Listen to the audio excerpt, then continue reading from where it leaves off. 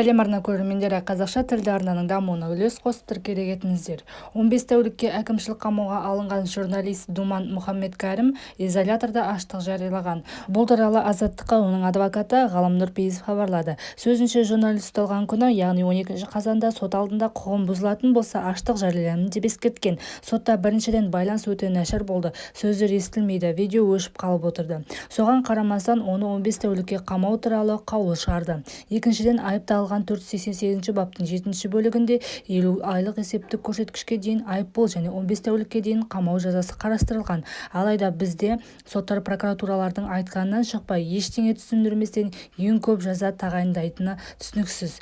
Яғни біздің сот қолбала сот болғаны, дейді адвокат Ғалым Нұрпейісов. Оның айтуынша, қазір Думан тек су ішіп қана отыр, тамақ ішуден бас тартқан. Кеше бірнеше белсенді Талғардағы уақытша қамау изоляторына барып сәлемдеме бермек болған.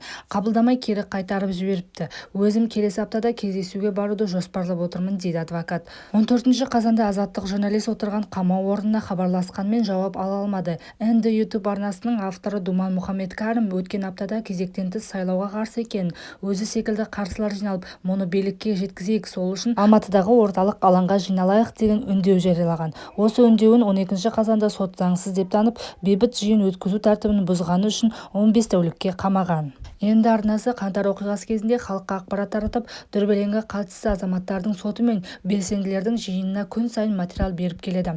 Арнаға 130 мың жуық адам жазылған. Қазақстанда кезектен тыс президент сайлауы 20 қарашаға белгіленген. Бұған дейін кейбір белсенділер мен саясаткерлер сайлау туралы заң азаматтардың конституциялық құқықтарын шектейтінін алға тартып, сайлауға қарсы шыққан.